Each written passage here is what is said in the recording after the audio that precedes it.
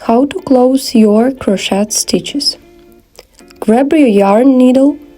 In my case, I have 8 stitches remaining on my last row. So the first step is to insert the needle through all of the stitches.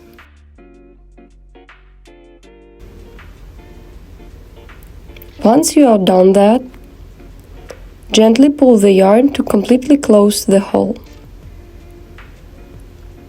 You can use this method whenever you need to close your crochet stitches in the round. Happy crocheting!